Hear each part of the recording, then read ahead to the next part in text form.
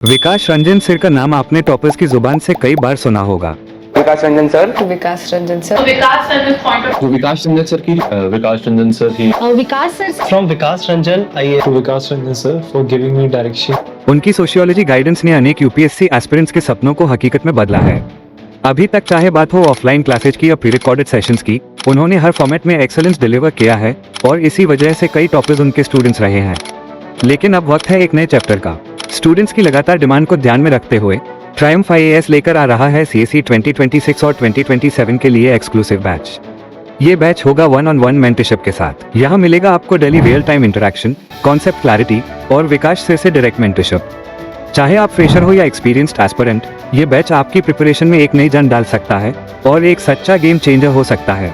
ज्यादा जानकारी के लिए तुरंत विजिट करें ट्रायम्फ आईएएस वेबसाइट और नीचे दिए गए नंबर पर कॉल करें। Don't wait now, let us make you a successful civil servant.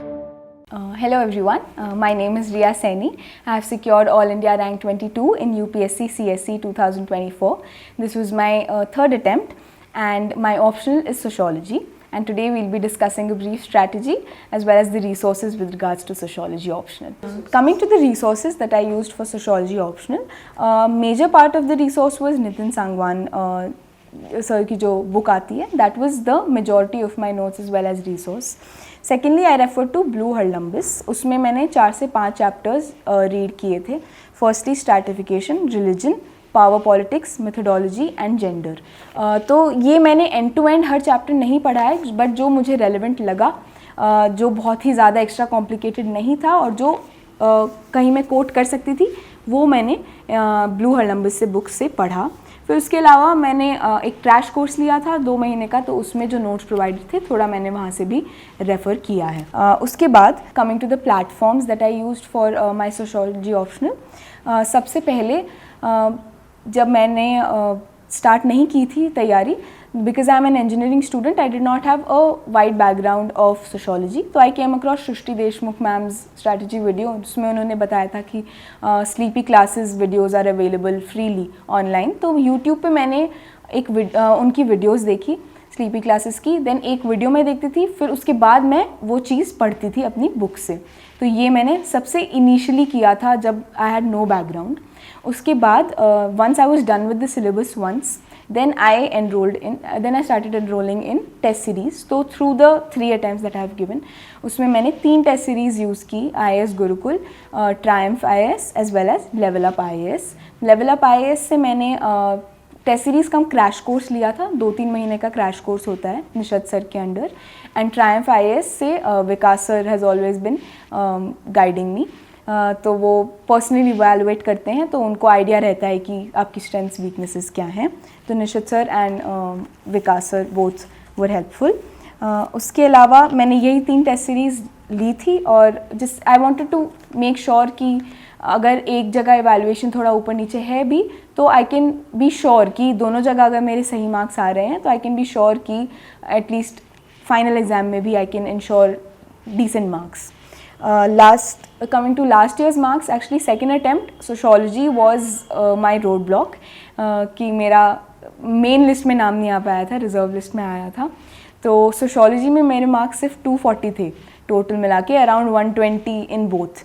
तो आई वाज डेविस्टेटेड क्योंकि मुझे समझ ही नहीं आ रहा था कि मेरे नंबर कम क्यों गए। तो इस बार मैंने अपनी बस प्रीवियस जो मैंने मॉक्स लिखे थे वो एनालाइज़ किए, फिर मैंने सर से भी बात की, तो उन्होंने ये मुझे समझाया कि I was over writing too much firstly, secondly I was over complicating my answers. मुझे लग रहा था बस थिंकर्स अगर मैं कोट कर दूँ या फिर एक कोई टॉपिक पूछा है तो मुझे जितने भी थिंकर्स आते हैं मुझे वो कोट करने की ज़रूरत है, या फिर मैं कॉम्प्लिकेटेड आंसर्स अगर कॉम्प्लिकेटेड थ्योरीज जो किसी ने सुनी भी ना हो वो अगर मैं लिखती हूँ तो उससे मुझे फ़ायदा होगा, बट ऐसा नहीं है। In socio also just like GS you have to make it as simplistic as possible. Majorly in most of the answers I try to stick to the major thinkers, चाहे वो पेपर 1 के thinkers हो चाहे paper 2 के thinkers हो, marks, Durkheim, weber, उसमें MNS हो गए, घुरेजी हो गए, सब लोग। तो मैंने ज़्यादातर ट्राई किया कि मैं आंसर्स इनकी थ्योरीज़ के अराउंड फ्रेम करूं, और अगर कुछ अलग से भी थिंकर्स हैं तो मैं थोड़े बहुत डाल देती थी, बट 2-3 थिंकर्स ही मैंने ट्राई किया कि मैं अपने आंसर्स में लिखूं। तो आंसर राइटिंग स्पेसिफिकली की अगर हम बात करते हैं तो पहली बात तो do not start writing answers immediately, give it 1 or 2 readings, that will give you a better understanding of writing the answers. First would be that. Secondly, optional में PYQs are very important. The themes are often repeated. तो आप एक बार you go through all the PYQs of the optional for many years. उससे आपको broad themes हर chapter की पता चल जाएंगी कि इन पे तो definitely focus करना है. तो PYQs हो गया. Secondly, आपको time limit स्टार्टिंग में एक्सीड होगी. मैं 3 से 4 घंटे 3.5 से 4 घंटे लेती थी एक बार टेस्ट लिखने में. तो धीरे धीरे करके वो टेस्ट की जो टाइम है वो कम होता जाएगा. तो आप थोड़ा पेशेंस रखिए और प्रैक्टिस करने की आपको बहुत ज़रूरी है. और ओवरराइट मत कीजिए, जितना पूछा है उतना लिखिए. पॉइंट वाइज मैंने लिखा था, लोग पैराग्राफ वाइज भी लिखते हैं, मैंने पॉइंट वाइज लिखा था. तो that was helpful for me. और सैम्पल्स, सिंपल एग्जाम्पल्स आप यूज़ करिए सोशोलॉजी में, because sociology is a subject which is very close to the society that you are living in. तो अगर आपके पास हर चीज़ का जो भी सोशोलॉजिकल थ्योरी मैंशनड है एक सिंपल सा एग्जाम्पल है, तो वो बहुत ही आपके लिए हेल्पफुल हो सकता है, क्योंकि that will convey your message in a much better manner to your examiner also. For example simple है, अगर डर्कहाइम्स का रिलीजियस, अगर आप कलेक्टिव एफर्वेसेंस आप कहीं लिख रहे हैं तो सिंपल आप एग्जाम्पल दे दीजिए गंगा आरती. बहुत सिंपल एग्जाम्पल है but everyone will resonate with it. तो ये मैंने किया था, जो कि शायद इस बार मेरे ठीक नंबर आए होंगे, अभी नंबर नहीं आए हैं. शायद इम्प्रूवमेंट किया, ज़्यादा ओवरराइट नहीं किया, सिंपलिस्टिक रखा, स्ट्रक्चर पे फोकस किया एंड PYQs पे ध्यान दिया. तो एक सवाल आता है कि ऑप्शनल की तैयारी कब से करना हमें स्टार्ट करना चाहिए. आई थिंक थोड़ा बेसिक आइडिया अगर आपको प्रीलिम्स मतलब प्रीलिम्स के सिलेबस का लग जाए उसके बाद I think you should do it. तो एक बार थोड़ा पॉलिटी, इकोनॉमी आपका हो जाए, ज्योग्राफी आपका हो जाए, हिस्ट्री थोड़ा सा हो जाए, उसके बाद आपके पास थोड़ा UPSC जर्नी में कॉन्फिडेंस आने लगता है. Then you move on to your optional. तो I use to study in blocks. तो फर्स्ट टाइम मुझे अराउंड 2.5 मंथ्स लग गए थे, जबकि सोशोलॉजी थोड़ा शॉर्टर ऑप्शनल है. बट आई वुड सजेस्ट एक बार प्री की रीडिंग आप मार लीजिए, उसके बाद you move on to your optional. When it comes to choosing your optional, अगर आपका ग्रेजुएशन सब्जेक्ट ही है और आपको उसमें कंफर्ट है, एक ईज़ ऑफ कंफर्ट है, तो आप वो बेशक चूज़ कर सकते हैं. जैसे कि साइंस ऑप्शनल्स भी रहते हैं तो बहुत स्कोरिंग होते हैं if you have a good hold over them. My optional, that is my graduation, that is ECE, electronics was not available as an optional and I also wanted a short optional. तो इसलिए मैंने socio use किया. तो socio choose करने के मेरे major कारण था क्योंकि पहली बात जो टॉपिक्स हैं वो थोड़े क्लोज टू सोसाइटी हैं, तो वो इंटरेस्टिंग लगा मुझे syllabus.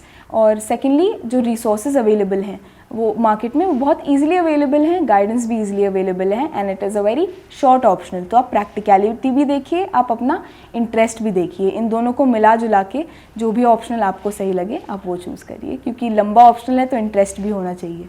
When it comes to note making for socio, majorly मैंने इतने एक्सटेंसिव नोट्स नहीं बनाए.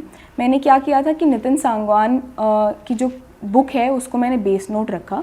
उसके बियॉन्ड मैंने हरलम्बिस में या फिर कहीं क्रैश कोर्स में कुछ पढ़ा है तो उसको मैं A4 साइज़ शीट में बस उस टॉपिक को लिख के वहाँ पर स्टेपल कर देती थी नितिन सांगवान बुक में ही.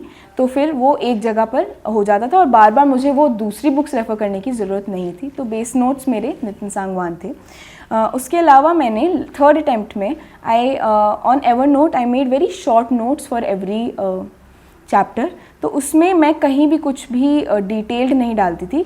उसमें सिर्फ मैं कीवर्ड्स, हर जो सिलेबस पॉइंट है उसके सिर्फ कीवर्ड्स डालती थी. दैट इज़ कोई बुक मेंशन करनी हो, थिंकर्स के नाम, बस सोशोलॉजिकल थ्योरी के नाम, क्रिटिक के मतलब क्रिटिकल थिंकर्स के नाम हो गए, या फिर कोई एग्जाम्पल्स अगर रियल लाइफ से मैंने ड्रॉ करके उस सिलेबस पॉइंट के रिगार्डिंग डाले हैं तो वो भी मैं डाल देती थी. तो बस कीवर्ड उसमें होते थे. Very crisp, very short notes for last minute revision and this was online. I made it on Evernote.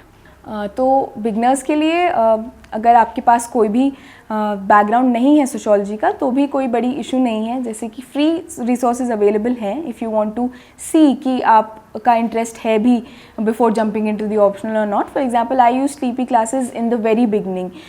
तो वहाँ से मैंने वीडियोस जो देखी मुझे ये एनालाइज हुआ कि ठीक है, ये सोशोलॉजी ऑप्शनल जो है शायद मेरे लिए मैनेजेबल हो, and it also help me build a base. अगर आपको बेस और बिल्ड करना है और आपको दिक्कत आ रही है तो आप इग्नू मटेरियल जो होता है वो भी बहुत ईजिली रेफ़र कर सकते हैं, वो ऑनलाइन अवेलेबल है. तो उसमें बेसिक एकदम गवर्नमेंट रिसोर्स है तो बेसिक डेफिनेशन सब कुछ रहता है, तो it can help you build a foundation. Then you can move on to more complicated readings और more complicated test series. So this was my entire journey with regards to sociology optional, and wherein I have shared my resources as well as my strategy. I wish you all the very best, and sociology is a very great optional to have if you do choose to select it. It will definitely give you positive results, so I wish you all the very best. Thank you.